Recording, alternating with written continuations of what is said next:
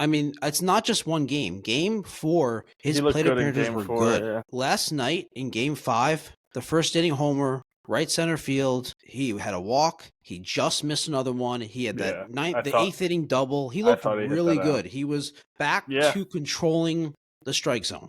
Yeah. And when I think of when Judge goes into a slump and comes out of it and gets right, how ridiculous he is. So when I think of what could have been is if Judge had the next 2 games had 4 home runs, Yankees could have won the series. I mean, it's not Judge was about to go off. And you know what? I say that, but he ruined it.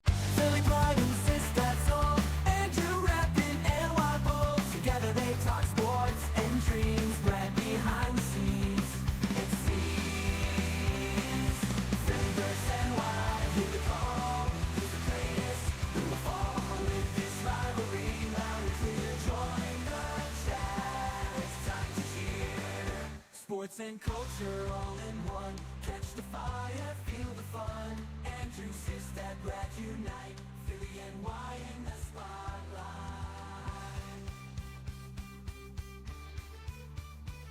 This is unfortunately the 2024 Yankees season recap. We hoped that we'd be doing this a few days later. And unfortunately, here we are on Halloween night, and the season is over. The season ended in 5 games to the Dodgers.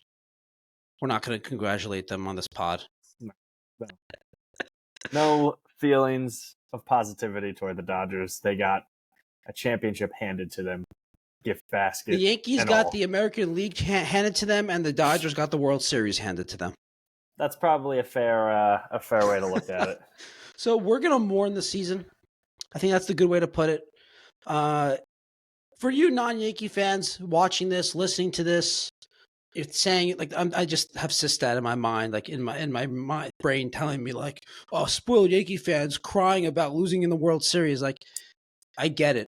Like, I understand that if you're a fan of a team that didn't make the World Series, that didn't make the playoffs, you're like annoyed by this. Sure. But have some perspective.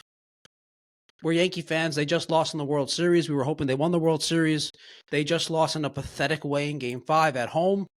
So have some perspective. And if you don't, and if you're too annoyed, I'm sorry. We're going to be a little bit annoying. If you just watched your team lose a championship in the championship round that way, if you're not devastated by it and annoyed by it, then I question your fandom, because I don't think it has anything to do with being a spoiled Yankee fan. It's that you're in the World Series. The whole point of the season is to make the World Series, win a World Series. And you get there, you have as good of a shot as you're going to have in the last 15 years. Yep. And you throw up all over yourself multiple times throughout the season and for sure hand the Dodgers multiple games. So if you're not devastated by that, pissed off, annoyed, I don't even know what other adjectives to use, then what's the point? But this is Greg, what you said is right. The Yankees there's no longer as fans this expectation that they get to the World Series every year or every couple of years. It's not easy to get to the World Series. I am very accepting of the fact, more so than you and most Yankee fans, that the Yankees won't make the World Series, won't win championships every year, every couple of years. And I'm okay with that. I'm happy just to be competitive in the playoffs, excited for every single season. The point is, when you get in the World Series, when you have a chance, when you have a team that has a lot of talent to win, and you have a 5-0 lead in Game 5, you're about to go back to LA, put all the pressure on the Dodgers, and a potential finally hot Aaron Judge, which we're going to get to him. Yeah. We're going to get to him. But yeah, when are the Yankees going to make the World Series again? I don't know. Like, you're that close, you're going to be really disappointed and they lose. And like you said, it's the way they lost. I mean, and here, you know what's funny? I talked to some fans. They don't watch that much throughout the season. They get locked in the playoffs, and they're like, I'm shocked by that inning. And most baseball fans that is the least surprising thing I've seen all season.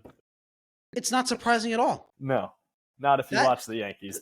Okay, now look. The Judge, if you take each play, the Judge dropping that ball, that's surprising. It's not like he does that regularly. But I think I heard that was his first error this year. that possible?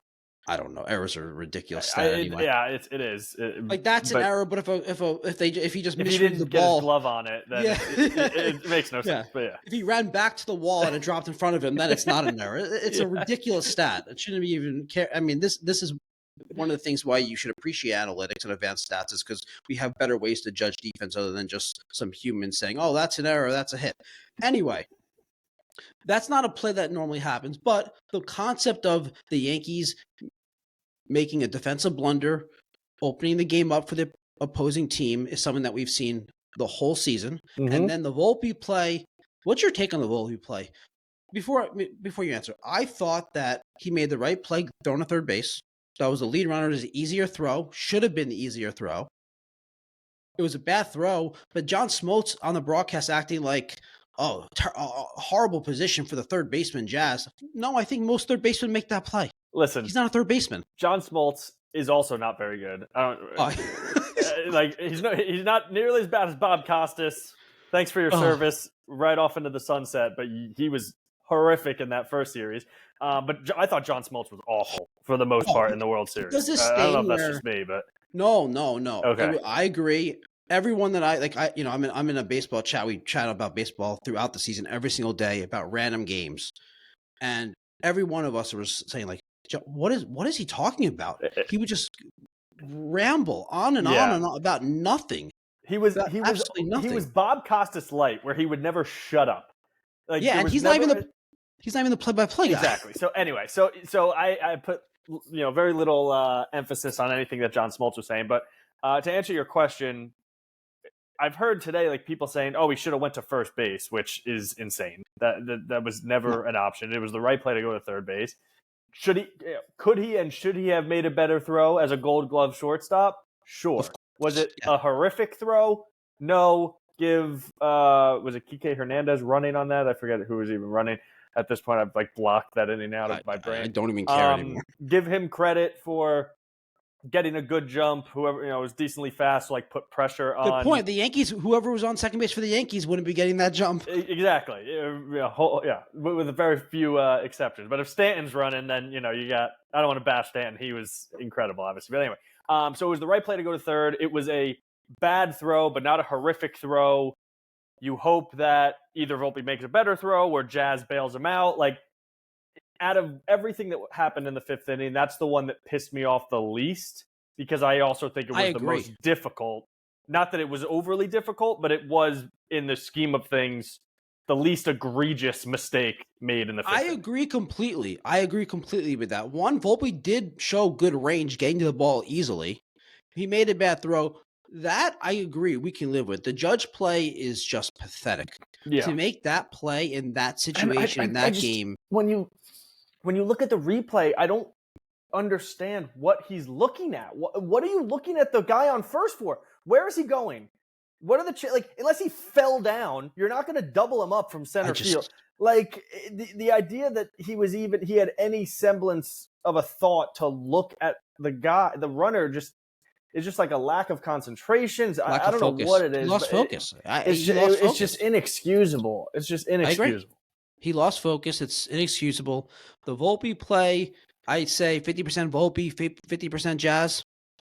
But I agree. That was, out of all the mistakes, yeah, sure. Yeah. the least annoying. But when you do the other mistakes, you need someone to come up with a really nice play. And honestly, I think that what bothered me the most wasn't even the Judge thing.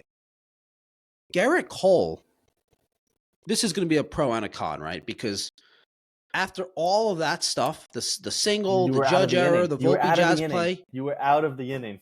Amazing. Dude. It was Lux. He struck out Lux. Yep. He struck out Ohtani. Nasty. And then and then he gets Mookie on a little squibbler to first. You were out of the inning. That's what he thought. Runs. That's what he thought. Oh my God. And he didn't cover first base. I know we were texting about this. I was mostly on blaming Cole for not covering first base there. I think it's on both of them though. Rizzo, you're right. I think, Rizzo, look up, have some urgency, see that he's not covering and make the play. And then after the game, that ground ball like it was a Sunday slow pitch softball, like at your local park. Like it was just like Yeah. And, You know and what it's he really Mookie did? Betts running. It's not You know like what he did? He fielded it like he had Giancarlo Stanton running. That's what he did. Exactly. Yeah, pretty. So like, it's just yes, there is no excuse whatsoever for Cole not to be there. Yeah, I frankly, I think it was again lack of focus, lack of concentration, but it was a human reaction of like I got out of this inning because You see that what was yeah. what I thought as soon as I saw the ball hit. Like, oh my god, he got out of this inning, no run. So like, he probably has the same thought going through his head.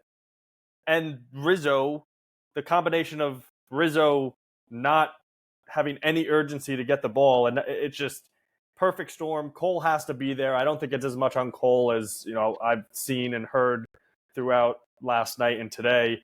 I think Rizzo deserves not a lion's share of that blame, but a good amount of the blame for the reason what why happened on that play. I'm gonna ease up on Cole is because, and Boone talked about this post game, how like that's a crazy inning.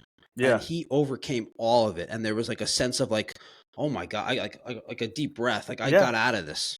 As soon as the ball comes off Mookie Betts' bat, it's, oh my God, I got out of this inning. That's exactly what I was thinking. Without a run. That's what I'm saying. Yeah. Oh my God.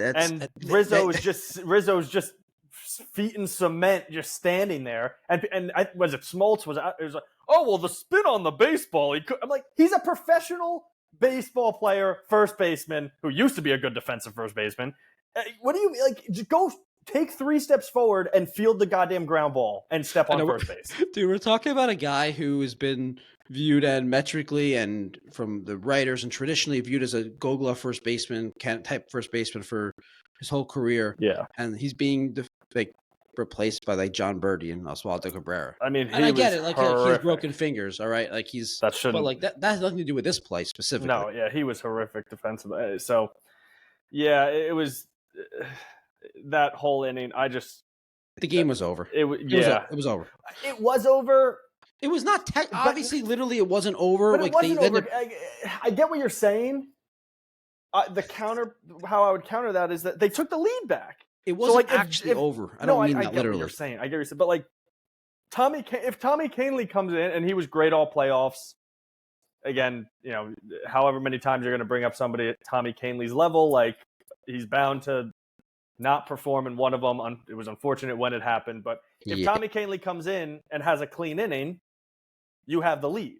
So, I give the Yankees credit for bouncing back and scraping a run across. They should have got more than one, but I knew they weren't gonna.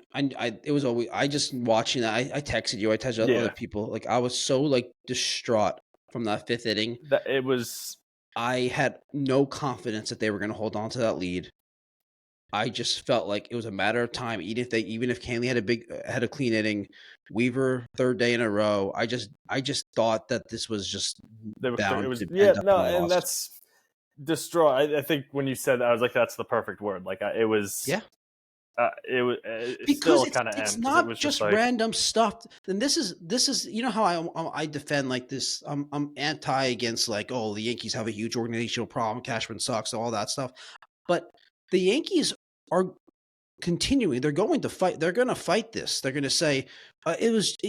Boone said it was. Yeah, it was bad, but that stuff is magnified. Yeah, okay, but it's been an issue all season. It's the World Series. What does that even mean, dude?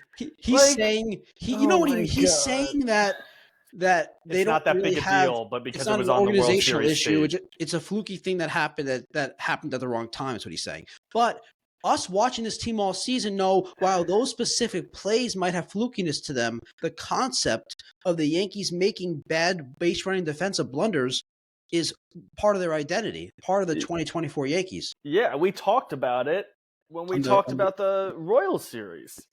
And it didn't, and I don't even remember. It happened. No, they made the mistakes in the Royals and the Guardians. Yeah, you're right. They just sucked. Yeah.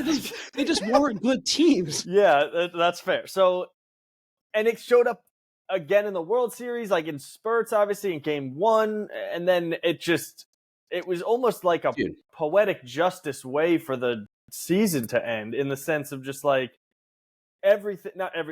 all the defensive issues that have been a glaring problem for the entire season just all came together in one like typhoon in one inning. And it just... Yeah, and even in the game that they won, Like the base running. Like what?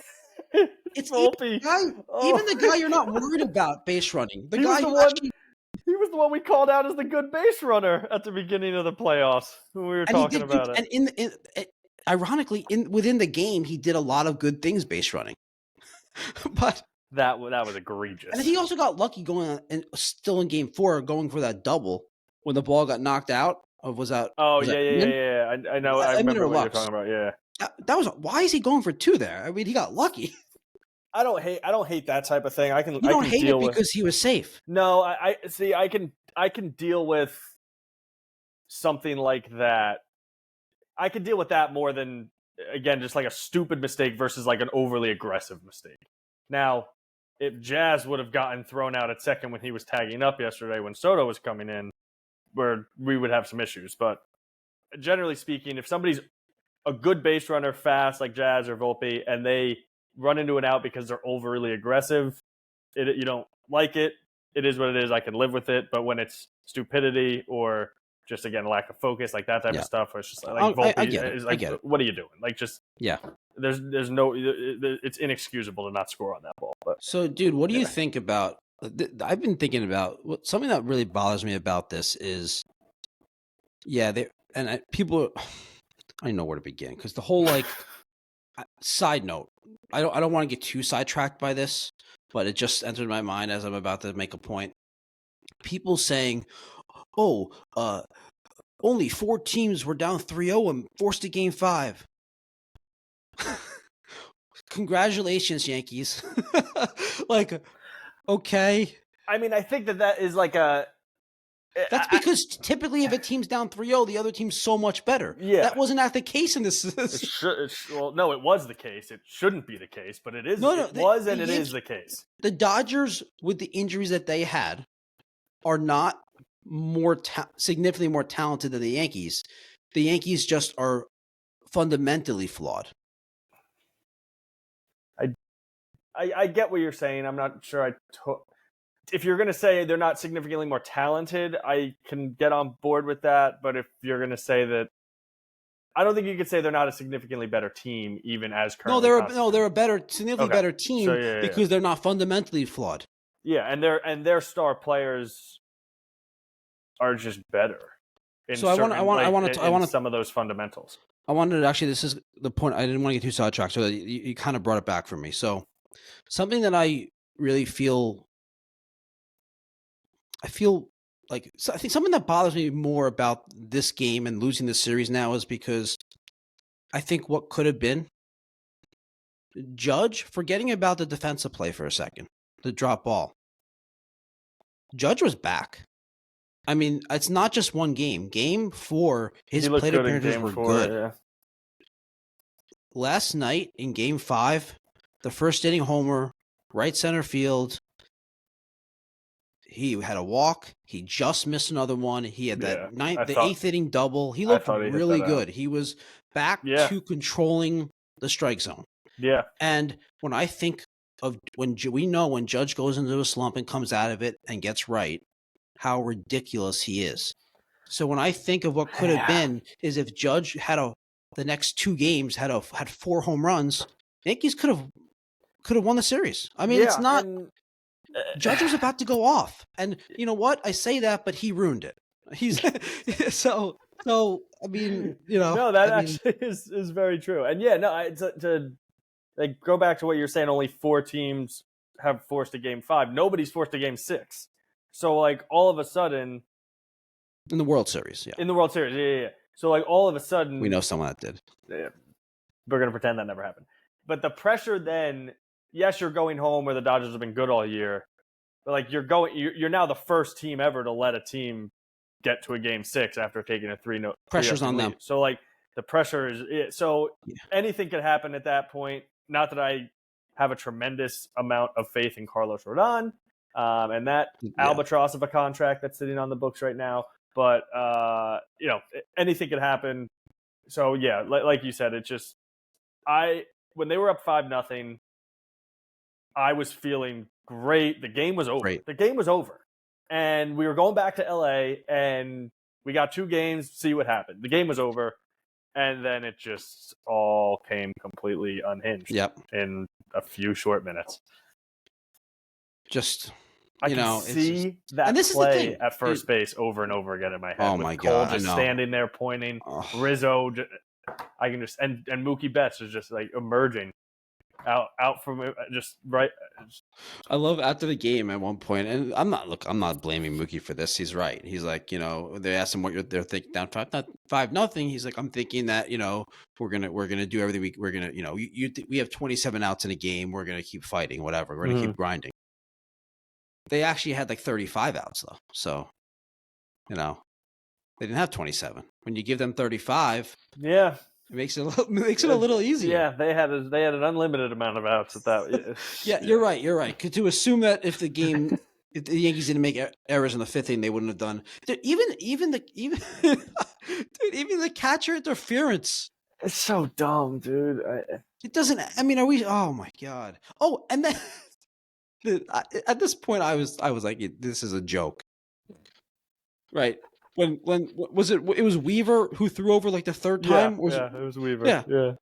At that point, I was like, this is just hilarious. Like, are we? Like, it wasn't even like a try to. It was just like, lollipop. Like, soft toss to the first. I think he realized it as soon as he stepped off, and at that, but yeah. You back? Okay. Yeah, I don't know what just happened there. All of a sudden, it said I was paused. We but lost. I was saying, like, I always, we had talked about it before the playoffs started. I knew that the defensive errors, the base running errors, were a concern. No one could have expected it to come up like it did and show it, rear its ugly head to that extent. Because you just don't see innings like that. It's insane. I don't think I've ever seen it. Like, I can't remember seeing a pitcher's line where he gave up 5 unearned runs in 1 inning. Like, what? That doesn't even happen. Think about this, dude. If the Yankees didn't have that blunder in the fifth inning, even if they did, and either Rizzo gets to first or Cole covers first and they get out of it there, think about what we're saying about Garrett. Jesus, lost. Think about what we're saying about Garrett Cole. Yeah. Like, we're probably looking at an 8 shutout inning performance in a elimination game. Which, oh my God, and he was incredible. He was in command. He was locked in. Now, how much fault or blame should we give him for, dude? Like, you didn't cover first. That was a bad situation. A run was in, but like, you're up 5-1. Keep it here, and he imploded. Like, Freddie, single, fine. I get it. He let up the Teo double. If you get out of there after the Freddie single and you still have a lead. Yeah, no. Teo double. It's fair. Again, I think that's asking a lot. I agree. He's exhausted. It's not even exhausted. Again, you were out of the inning with no runs. You were out of the inning, and then that play at first is not made. So it's like natural letdown is like. But do you play tennis? No, I do not. Okay, I've tried, and I am not good. Well, you're more of a golfer, so golf, ping pong. That's fine. Ping pong. All right, so there you go. So I play tennis, and I'll tell you that.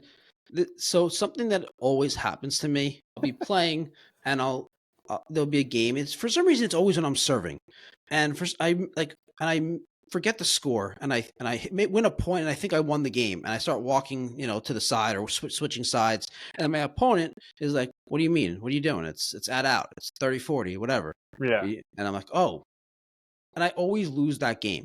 Sure. Because mentally or emotionally, there's something about thinking that it's over, and then having to get back into it, and you'll lose. So when that was happening, I actually compared it to how I feel when I'm playing tennis, and I misremember the score in the game. So, yeah, I think that yes, he could he have then gotten out of that inning before the Freddie Freeman single or after that single, keep the lead, whatever, sure, but it is what it is. The thing that is driving me more insane, and we've texted about this obviously, because I just keep going back to game 1, and it's impossible not to, especially with how the rest of the series played out and decisions that were made later on in the series or were going to be made later on in the series. For example, game 1, I know you say that Garrett Cole was struggling. He wasn't nearly as good as he was in Game 5. But I thought he was fine. He had 88 pitches. We hear the stories after, with the elbow, he can't really go that long. And then Who said that, though? Who actually Jeff said that? Passan talked about it on the Michael Kay show. Come on. I don't believe that. That's not what it was. Sure. Okay. Whatever it was, taking him out when they did, we were talking about it immediately. I thought it was an awful decision to be done in that spot at the time. And then and then obviously we could talk about going to Nestor in that spot, which is, and I think the phrase I use to you is indefensible and a fireable offense for Aaron Boone, which I will stand by. Yeah. You didn't hear you didn't listen to our last episode? No, I haven't. That we posted on. Okay, so I talked about this a little bit. I gave a theory on what I think that what happened. Mm-hmm. Basically, I think that their reasoning, and I think based on things that Tim Hill, Boone, things that they've kind of said and alluded to, I think this has been verified in my mind, at least, is that Boone was looking at it and saying, and this is something that going into Game 1, I'm assuming that this was discussed with scouts, with the analytical department, with the front office, Boone, his I'm coaching sure it staff, was Matt Blake. I'm not, whatever. Okay, so, and I think what they looked at it and said, we prefer Tim Hill. We like Tim Hill's matchup against Ohtani and Freddie slightly better than Nestor. But if Ohtani gets on, which is very likely, even though, against either one, it's very likely, then we can't intentionally walk Mookie and we have to face Mookie. That the discrepancy in matchup for Tim Hill versus Mookie and Nestor versus Mookie in their mind was big enough to say the small favor towards Tim Hill against the lefties wasn't worth that risk of having to face Mookie. I don't agree with that. I think that the idea is you should put in your guy, the best guy to get Ohtani out, assume you're going to get him out, walk Mookie, and then have the best guy to go get Freddie Freeman. But I think if that's the reasoning and that's the thought process, I don't think it's a fireable offense. See, I think it's just I disagree with it. And the reason that I say that, and because I agree with everything you just said, and I think it's perfectly logical, and I like that path of thinking, if you will. The problem with it is that at no point in that conversation, as we're hypothetically having it right now, taking into account the fact that Nestor Cortez hasn't pitched in a game in a month, and he's a starting pitcher, and he's a starting pitcher that you're asking to come out of the bullpen in the middle of an inning. That's the reason why I'm with you, and I would have went Tim Hill. That's to me. But to say that they didn't take that into account is kind of taking a leap. Okay. Do you know that? No, obviously I don't know that they didn't take it into account. Yeah. What I would say to that is if that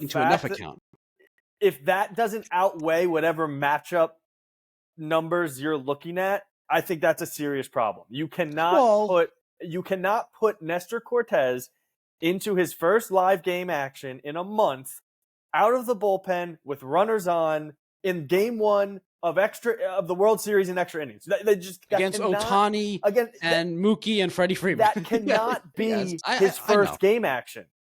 So the fact that piece of it doesn't outweigh, hey, in a perfect world, we like the Nestor matchup better, that's a serious problem. And what I said to you, and I'll repeat it, is if Aaron Boone doesn't have the feel to know that and the balls to make that decision and go against the numbers because he's taken into account some of these, not as quantifiable things, then that's on him and that's a problem and that's a fireable offense. If he doesn't have the authority to do that, and I've alluded to this in conversation with you in the past, then the organizational structure is just an absolute disaster.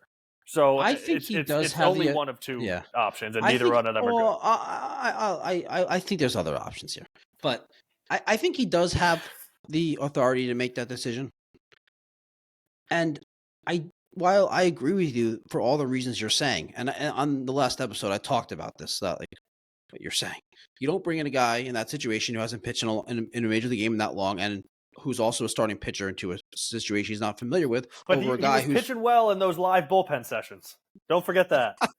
Why do they say that? Like, See, that's it's just so stupid.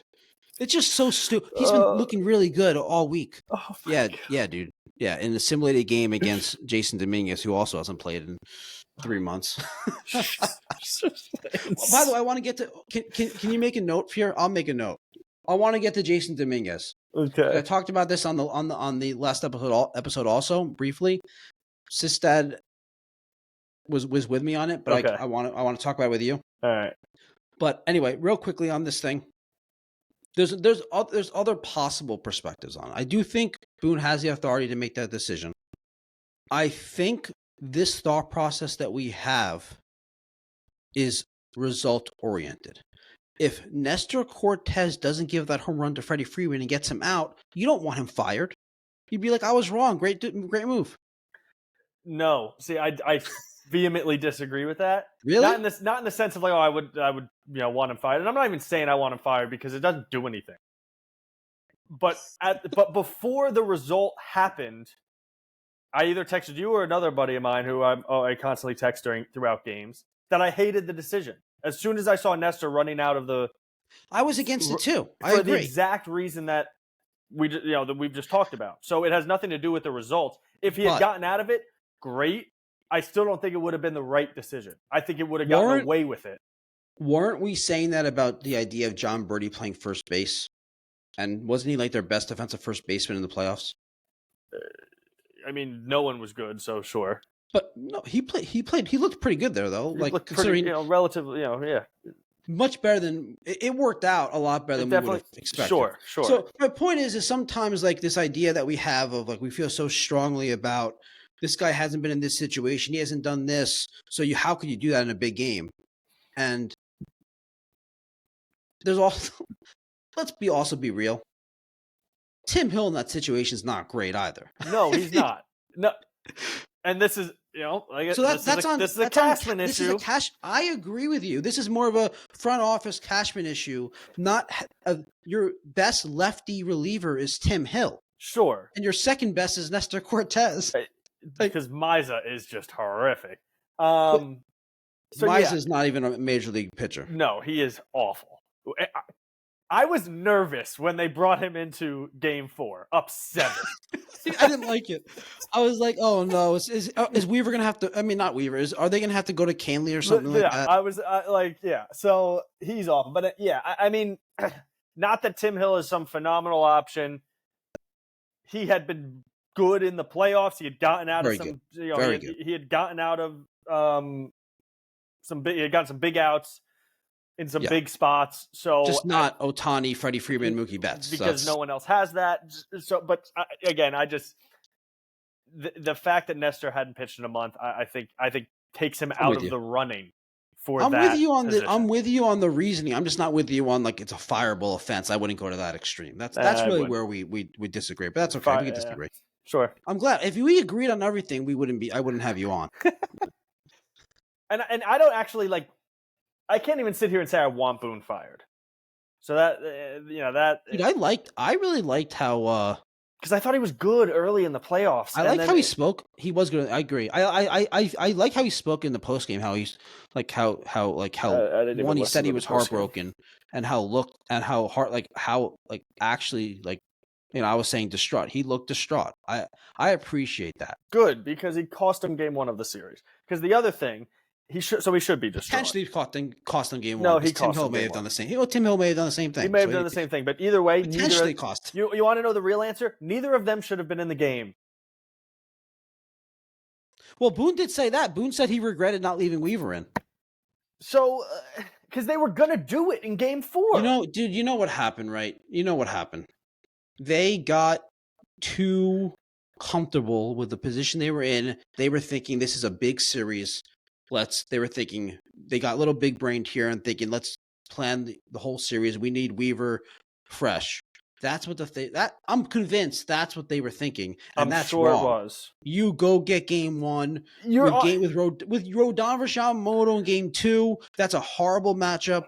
You should not. You go get game 1. You have to win game 1. You have Not to only dump that, but all your resources into it. You can't think you have about no game 2. idea what's going to happen in game 2. You could be up 10-0. You could be down 10-0, which was always more likely given the matchup. But you go get game 1. I agree, and at least Boone acknowledged in the. I know it doesn't help us now, but I appreciate that he acknowledges it, because how many times have we seen Boone, Cashman?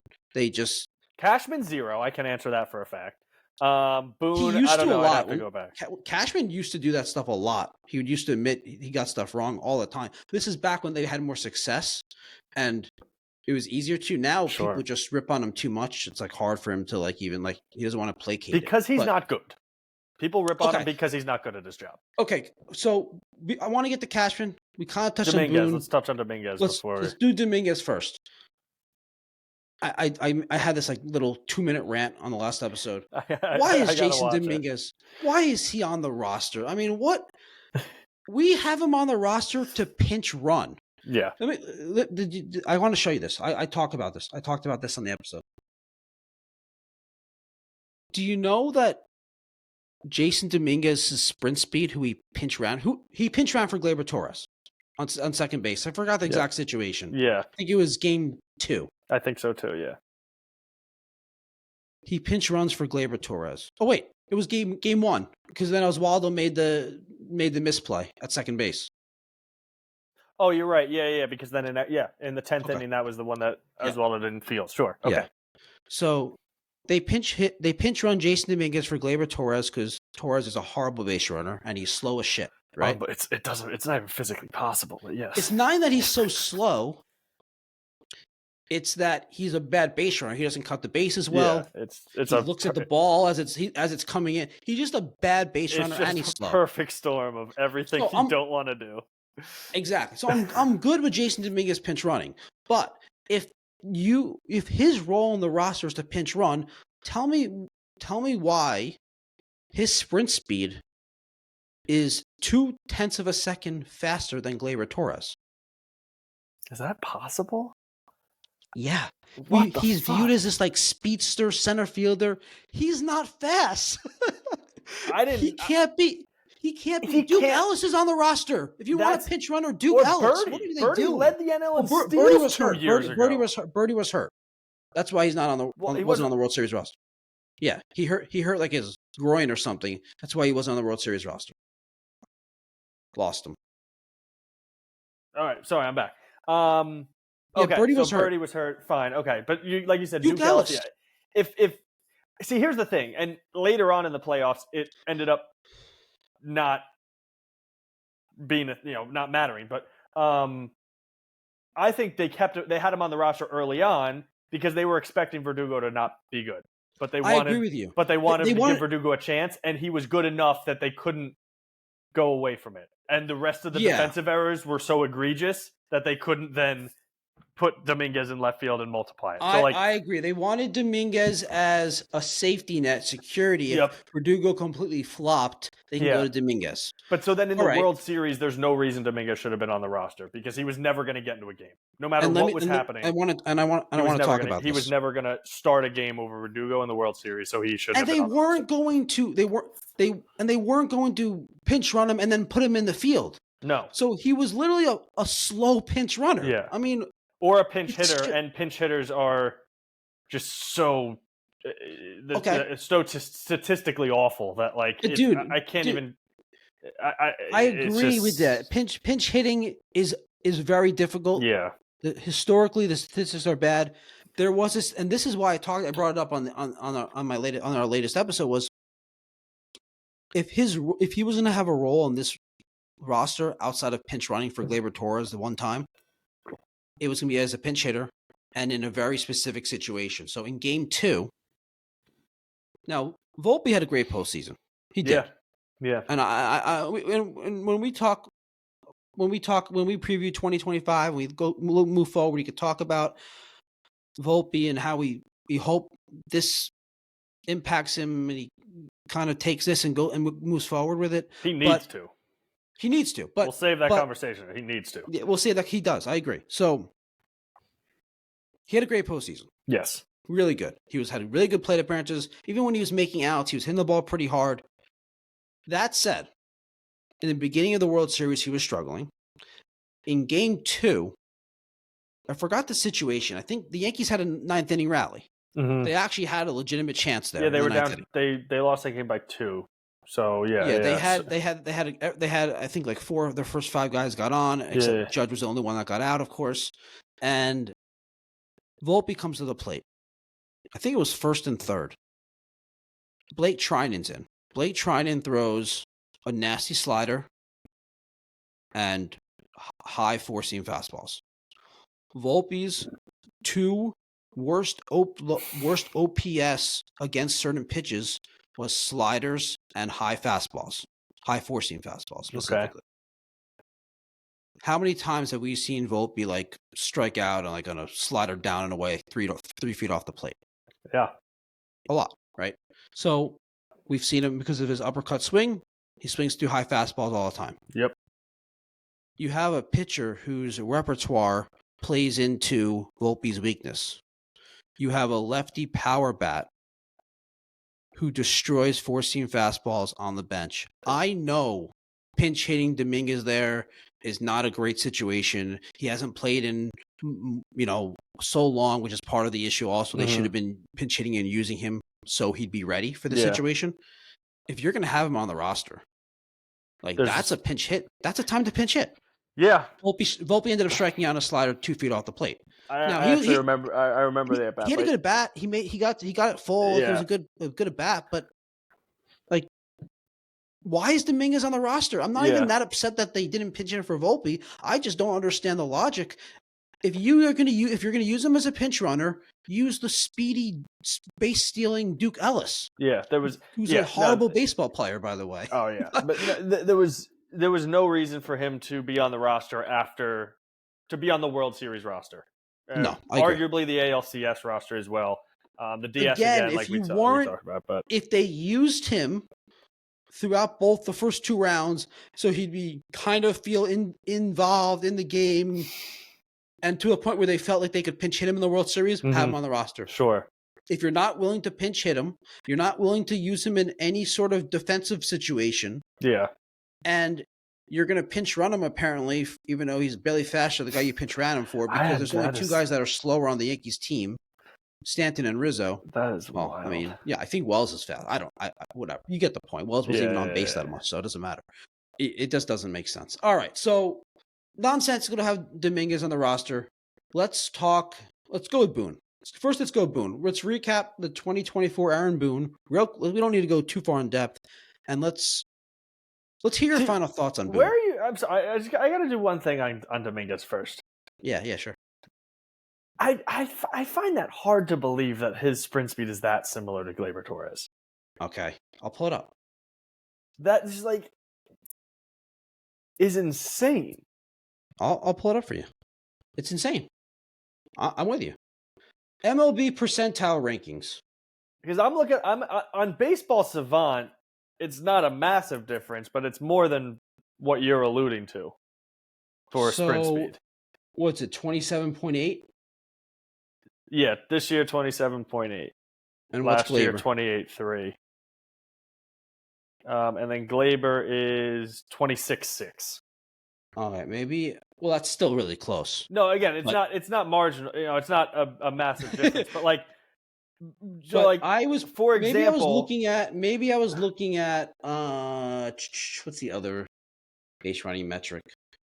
Maybe I was looking at what's it not called? Sprint speed and base running speed. Run value or something. They have average speed. God, Gleyber Torres average speed. Awful. Okay, we don't need to get into sprint speed metrics and shit like that, but there's an average speed metric, and I think that's what it is, and that's because Dominguez is trotting. Well, yeah, dude. Anyway, there was no reason for him to be on the roster. Doesn't make a difference. Had no impact whatsoever on them winning or losing. And now on to next year. All right, so Aaron Boone. What do you think? I know you kind of alluded to it that you don't necessarily want him gone. You don't think it's going to do anything, but what are your thoughts on how he managed the entire season? I know you liked how he managed the first 2 rounds, so Yeah, I did. and not the World Series. So Yes, so all of that. overall, final thoughts on Aaron Boone for the season. I think he's fine. I think baseball managers are largely irrelevant at this point. I think the players seem to, at least from what they say, like him and respect him. They don't play as though there's any sort of accountability.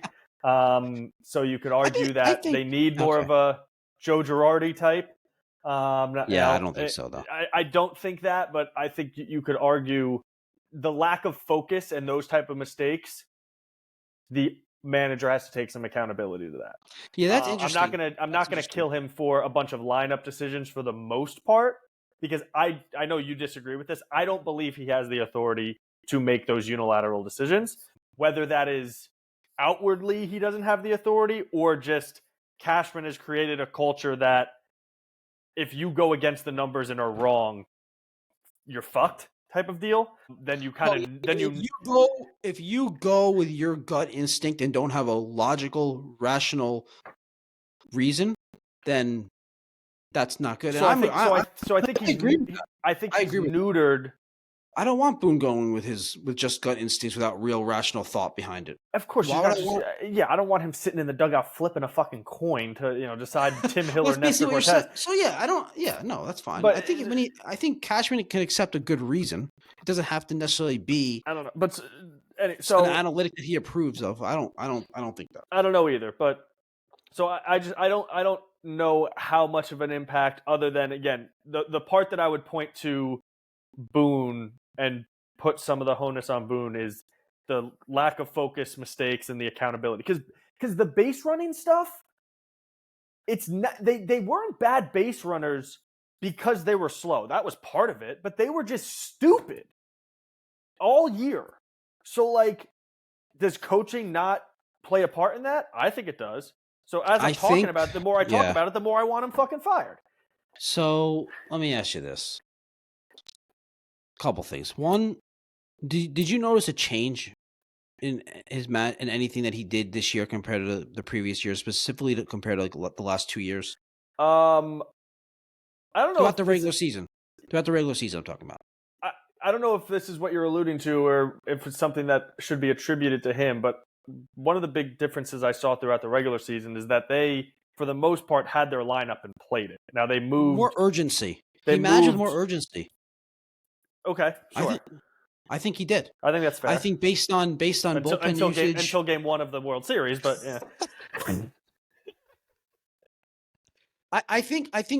To me, this may look. There's no way to know this for sure. To me, it seemed based on lineups. It could be just health was better and some guys were better.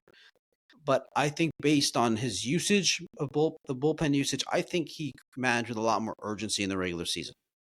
Instead of this, we're the Yankees, we'll win 95 games and whatever. I think I saw that in the lineup.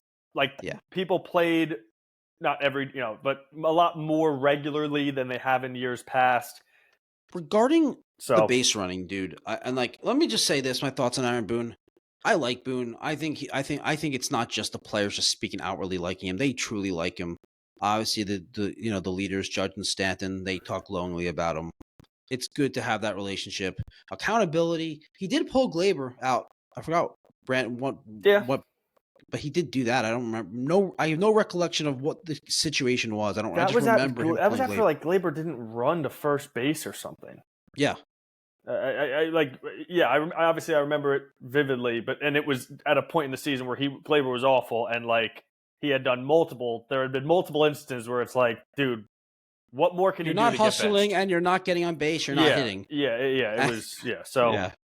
I think there were some times of holding guys accountable. I think, though, when you're talking about base running, let's just talk about this for a second. So this, and we're going to talk about Cashman next. This is roster construction. And, I defend Cashman. I like Cashman, but this is a roster construction issue. Gleyber Torres has been on the Yankees since, 2017, 2018? What year did the Cubs win the World Series? 2016. So that was when they traded for him. So 2017.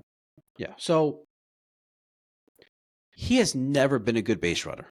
He has always run the bases, as John Sterling said, which was hilarious. One of the few things Sterling said that's actually accurate. Yeah, the Yankees run the bases like they're a bunch of drunks. Yep. Yeah. And he was calling moon balls out that got caught before the warning track. Oh my God. Gleyber Torres runs the bases like he's either drunk or he thinks he's Superman. Because he runs the bases like no one is going to get him out. And he's slow as shit. Yeah. And he's gotten slower. He's 27 years old. He's 25th percentile in sprint speed, 14th percentile, no, 6th percentile in base running run value. The guy doesn't know what he's doing. He's slow. Yeah. Thankfully, and we'll talk about this when we preview the offseason, we're not going to have to worry about him going forward. So, yeah. Gleyber Torres is a horrible base runner. I can't blame Boone for that. I just can't blame.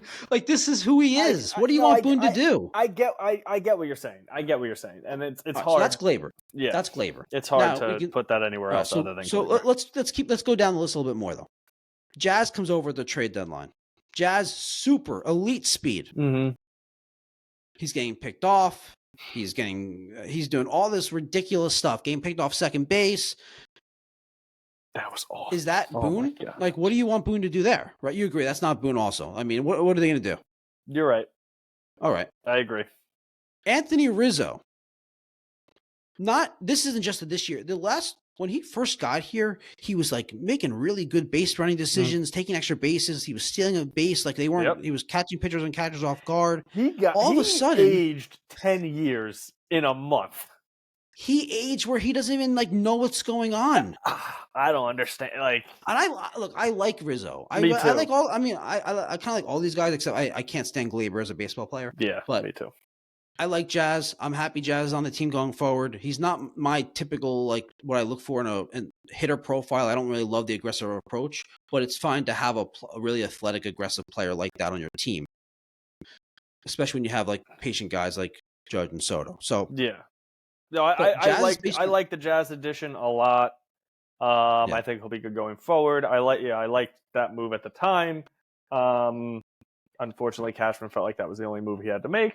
So we're going to get to Cashman very soon. So my point is, Gleyber, Jazz, not really on Boone. Rizzo, a veteran for how long? What is Boone going to do? I get it. Not really on him. Judge doesn't really make bad base running blunders. He's just not that fast. Yeah. He's fine. He's average speed. You know who should be fired? You know what? As we're rattling down base runners, and who should be held accountable? Rojas.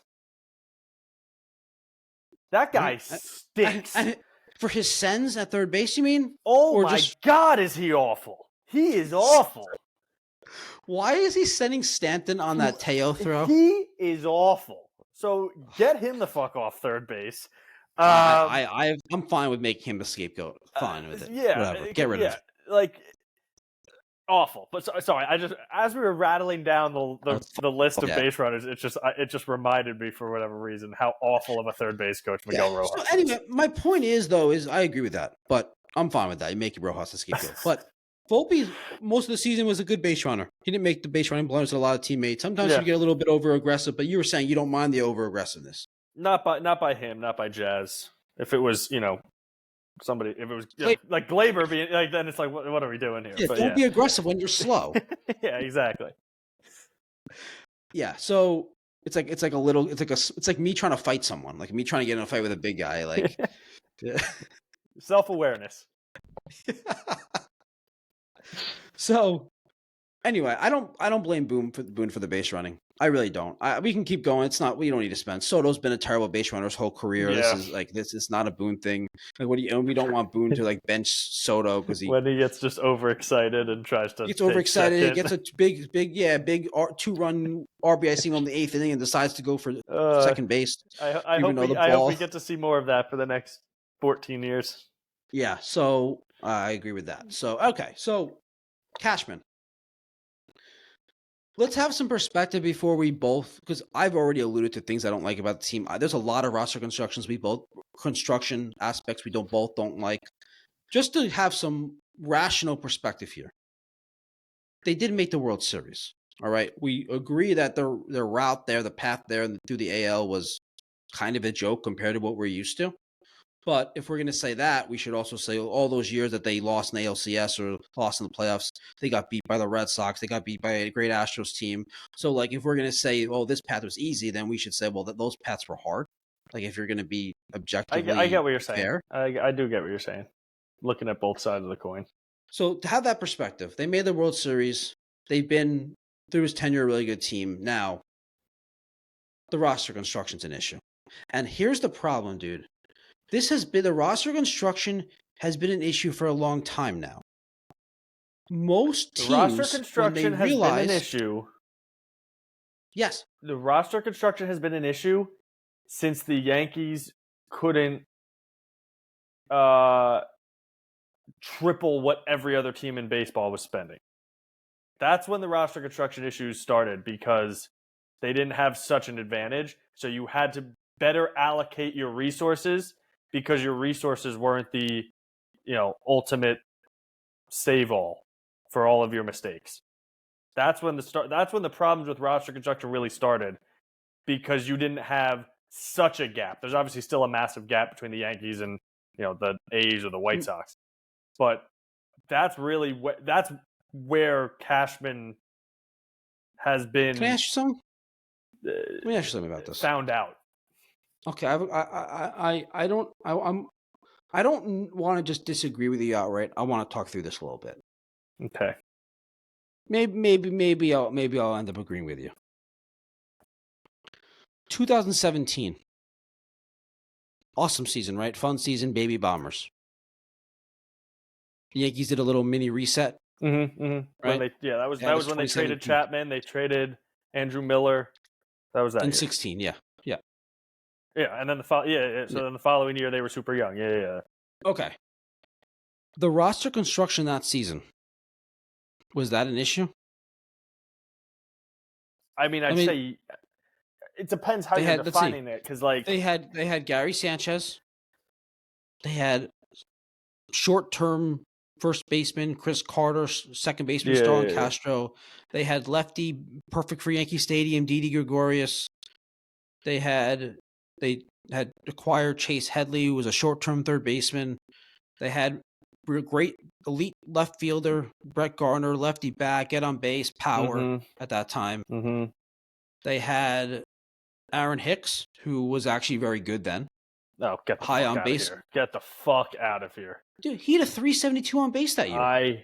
Aaron Hicks is the poster child of how bad of an executive Brian Cashman is. In 2017, though, his OPS was 847.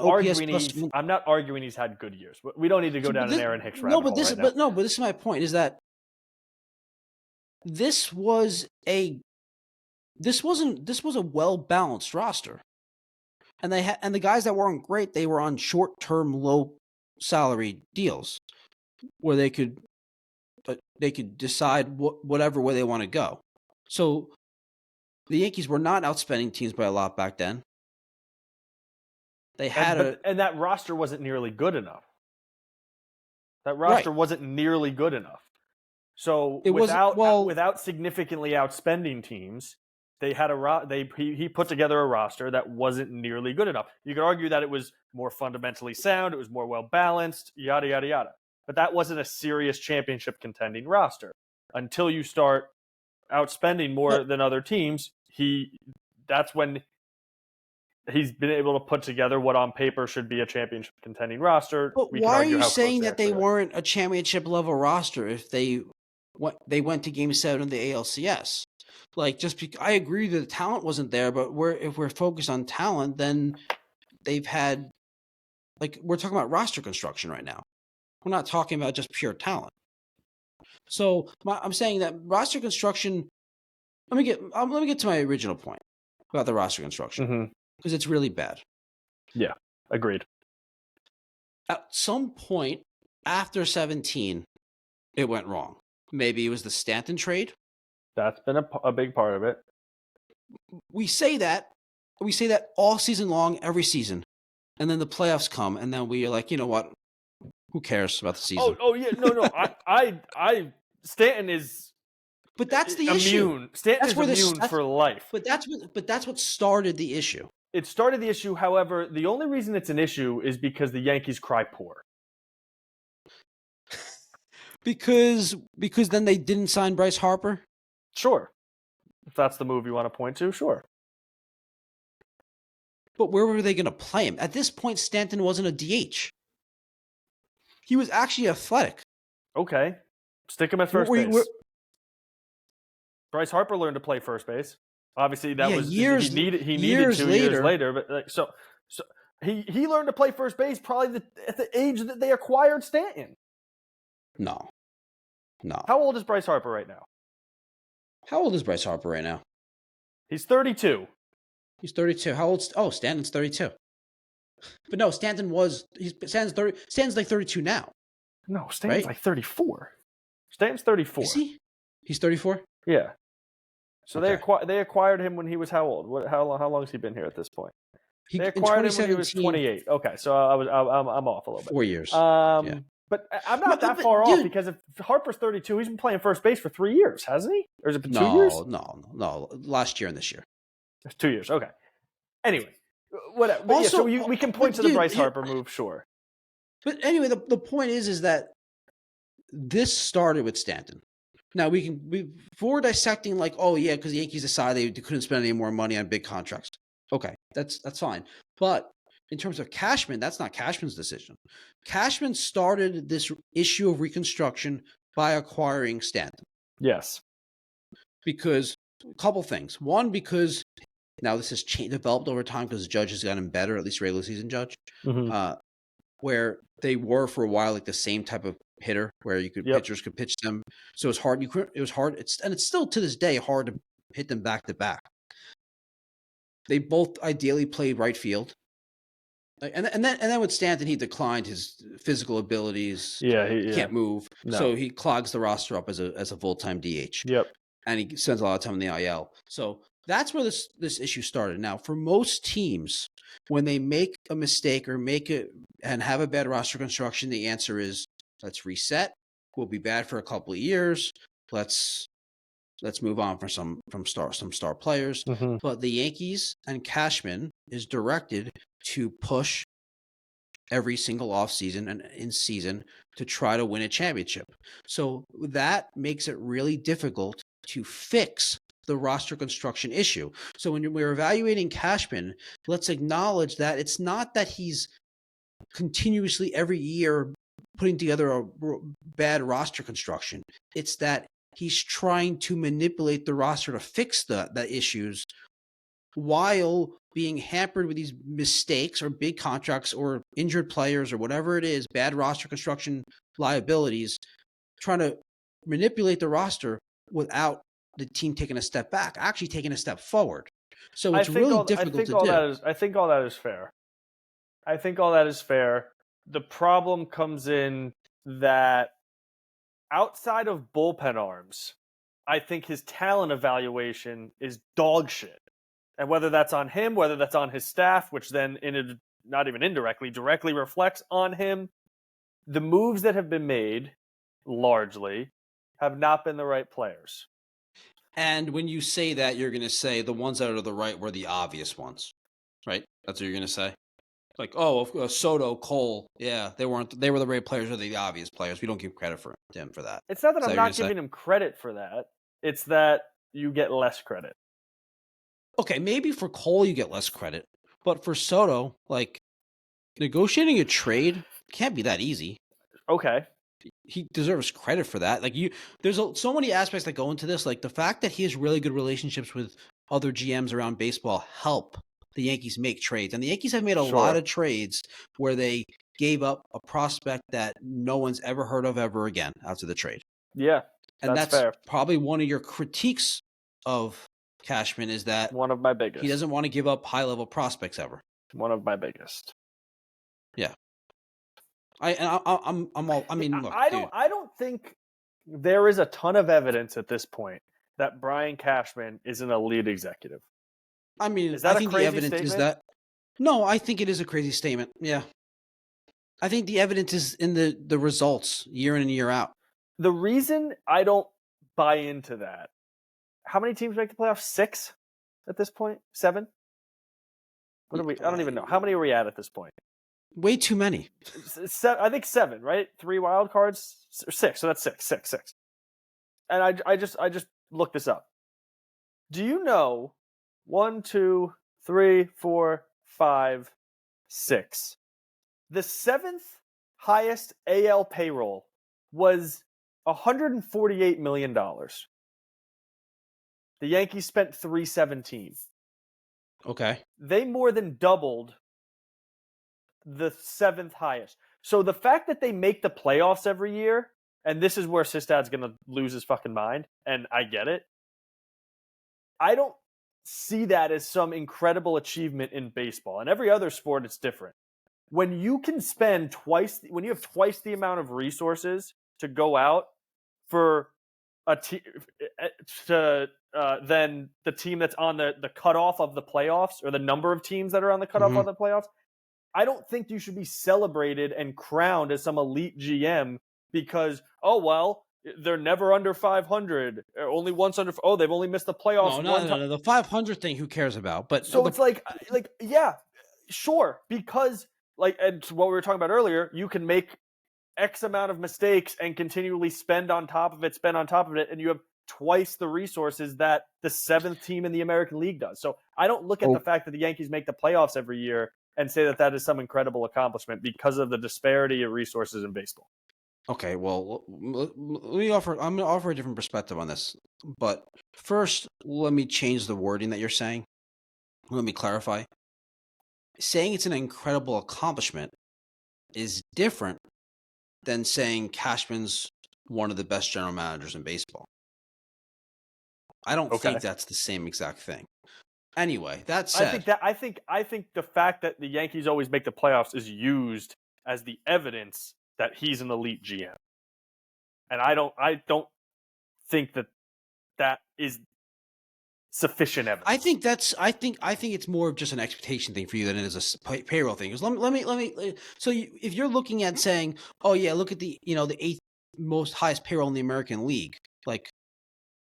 Yeah, teams that spend teams with bottom 10, bottom 15 payrolls have a hard time competing.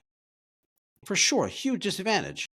But how about you look at some of the teams that spend the most and see how they stack up? Because that's more of a fair comparison. So the Angels have been historically towards the top in the last 10 years. Awful. Have they're not even good enough to be 500 usually. Nope. Awful. The Cardinals have spent a ton of money on a lot of big name players. Mm-hmm. They're sometimes in the playoffs, sometimes not, but it's not consistent every year. Sure. The Jays have spent a lot of money. They had like a 3 or 4 year playoff run, and then where are they now? Right? I don't understand that team at all, but yeah. The San Francisco Giants spend a lot of money. They they're begging people to take their money, and no one wants it. Yeah, now they have Buster Posey running the show. So, but you see where I'm getting here. I mean, I can go Texas. Yeah, they won the World Series last year. Stop. End of sentence.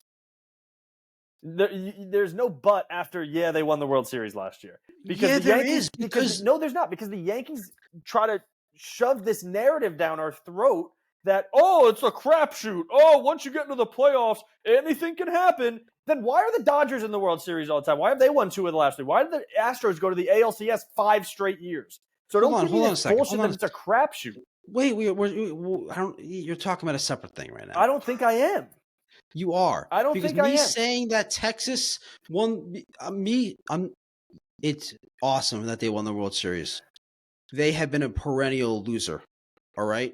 But so they haven't perennially. When you're evaluating a general manager, dude, you're looking at a whole total 5-7 year period. You're not going to just look and say, well, they had 1 year, they won 89 games and won the World Series. You're going to acknowledge that, yeah, they were under 500 for the next 5 years. All right. Now, they don't spend as much as the Yankees, but they do spend. Other teams that have spent on high in payroll, the Cubs, they have not been good. Like, the point is, the Mets. The Mets had a crazy run this year. Last year, where were the Mets? They had a higher payroll than the Yankees. They did this year too. I said 317 for the Yankees. That was the Mets this year. Yankees were 309. 309. Yeah. Who really cares? We're semantics. Exactly. Yeah, dude. Like, the other teams that spend a lot of money are not perennial playoff teams like the Yankees. They're not perennial championship contenders. It's the Yankees. It's the Dodgers. To a lesser extent, the Phillies, and and the Astros over the last bunch of years, even though perhaps to a lesser extent now. But yeah, it's not. And the Braves are kind of high up there too. The Braves are most of these teams that spend, they are incredible. But most Braves of these teams that spend a lot of money are not. Why does this keep happening to my mic? I'm dropping my video. You're dropping the mic. It's a disaster. Yeah. So I think if you compare it to the other high payroll teams, it does. Now you can, to be fair, if you want to just say, okay, well that makes him among the best GMs of the high payroll teams. That's your conclusion. I think he is that's fair. Slightly above average GM. All right. Well, that's what I think. That's fine. Again, if we agreed, you wouldn't be on. So I wouldn't ask you to be on if I thought you're gonna be like, yeah, Andrew, I agree. You're I so love smart, Cashman. man. How did you? No, so I've had a problem with Cashman for years, and I know since he wouldn't sign your baseball as a kid. I know. Is that true? I don't know. So I just again, I don't think he is nearly as good as he's made out to be, and I think there's a philosophical problem with the Yankees that starts from the top down. And in my mind, the top is Brian Cashman, not Hal Steinbrenner. Yeah, I mean, in baseball philosophy, yeah, I agree. So the other is now to not let Hal Steinbrenner off the hook here. And I'm not going to. Oh, if George was alive, I fucking hate that more than almost anything. So stupid. It's so dumb. What I will say is that the Yankees, and this is partially Hal Steinbrenner, partially Brian Cashman, I believe. I think that there is a part of Cashman that doesn't want to win by simply outspending everybody. And I think that there is Hal putting excessive guardrails on how much can be spent. And the reason I say that is because of you may or may not have seen charts floating around that show percent of revenue spent on payroll. Isn't that people making guesses, though? Because that's not public information. That's just people making guesses of what the Yankees' revenue is. It's not public, but I think they're highly educated guesses. It's like, have you ever heard like celebrities talk about like if you Google someone's net worth? Yeah, it's insane. And it's just a complete guess, and it's not even close to the truth usually. Yeah, I feel like it's someone like this. Like, how can someone make an educated guess on that? I don't even know how someone would begin to do that. And maybe that's just because I'm not knowledgeable on this at all. Yeah, I think it's more realistic to do than an individual's net worth. Why? Because there's so many more variables in an individual's net worth. Their company they own, their portfolio. Yeah, you could get when you're talking about hundreds of millions of dollars, things are rounding errors. So it's like you could get relatively close to like ticket sales. You get relatively close to if you know the business of television. Anyway, I agree on television. Yeah, I agree. But yeah, I know. I think that's fair. So the point of all this is to say also, that the Yankees are below average. We'll take these stats with a grain of salt. The Yankees are below average in how much of their revenue they spend on payroll. Percentage of revenue spending on payroll. Okay, but do you know what the potential counter to that is? Not even counter. I'm not trying to like necessarily disagree with you. I'm just trying to offer a different perspective. Yeah. So maybe they spend a lower percentage on payroll, but maybe they spend more on other things. Maybe they spend more on in things that are for the personnel, the the players. Maybe they spend What more like on what like the Wi-Fi that that work the, for the Wi-Fi that they make them pay for on the fucking team flights? I don't know what you're talking about. You don't know what I'm talking about? No, what are you talking about? On the Yankees team flights, they have to pay for Wi-Fi. Who said that? It's been reported. It was in the Post maybe last year. Oh, well, if it's in the New York Post, it must be accurate. So all right. So, and then what do other teams do? They don't make them pay for fucking Wi-Fi. Are you sure about this? Did the New York Yes. Post report that too? I'm 100% sure. Dude, come on. You really think the Yankees are making their players pay for Wi-Fi and other teams Yep. aren't? Come on. Come on. I know you don't think that. Okay. So let's move on. Dude, They definitely. I get what you're saying. There's a lot of things that a company could spend on that outside of a baseball team could spend on outside of payroll that could help players. It can maybe it's for their players' families. Maybe it's for people that work lower level, people that work for the organization. There could be so many different things that a organization spends money on that go unnoticed. And I'm not, from a fan's perspective, you might say I don't care. No, I do care. The discrepancy, again, I'm going to use this revenue number as somewhat accurate, even if it's not exact. They make 20% more in revenue, loosely, than the second highest team. So, like, we're talking about they make $100 and something million more. Again, we'll take it with a grain of salt, but I find it hard to believe that they're not making significantly more than than all other teams, even the Dodgers, maybe not the Dodgers now with them basically owning Japan, but that incremental amount of money is massive. So yes, you could spend all these things. I think that is a problem that is on how much he's allowing to spend. And I think the Yankees' biggest advantage is still resources, and they need to use it better than they have. So you want Hal. Now, I'm assuming that payroll doesn't include revenue, luxury tax as well. What's this number? It doesn't really matter. It doesn't. Okay, so there's a little bit more there. Yes, it does. Yes, it does. It does? Yeah. Okay. So you want Hal to spend more money. As a Yankee fan, I would love for Hal to say, yeah, sign Soto. Yeah, that's not enough. Let's go get more. Or, you know what I would love? Buy people out. Who do you want bought out? DJ LeMahieu. Get him off the fucking team. Buy out fucking Carlos Rodon. Dude, he's a legitimate major league starting pitcher. Not actually, I think, or what the Mets have done, they basically ate salary, traded, got prospects, but there are ways to use those resources. I agree. So I think what the Mets did is the way to do it. Yeah. Okay. They essentially bought prospects, which is brilliant. All right. So you want the Yankees to spend more money. I'm for it.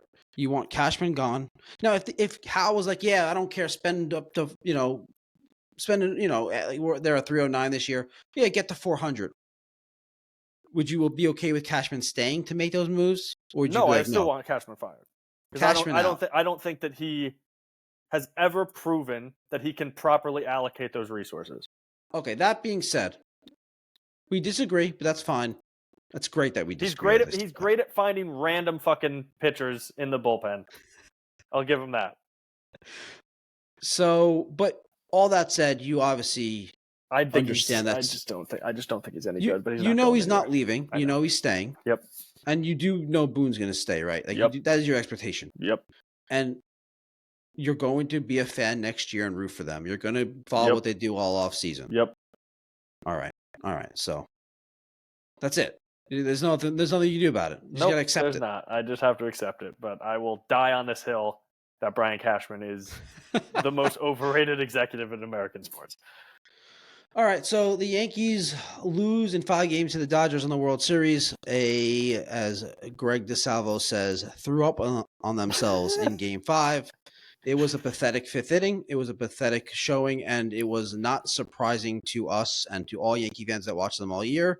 They're fundamentally flawed is an understatement, and that's the season. So that's our 2024 Yankees recap. Morning of the season. Yeah, this was our 2024 Yankees season morning As episode. a spoiled Yankee fan mourning a World Series appearance. We're gonna do a off-season preview episode as well. We'll get that out in a couple weeks. Anyway, thanks for tuning in. Thanks for watching, listening. Please subscribe and give us a like.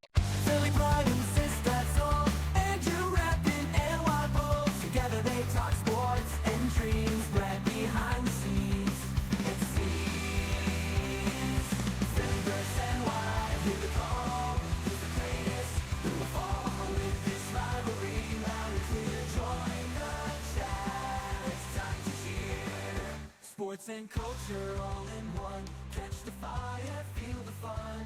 Andrew, sis, that glad unite. Philly and Y and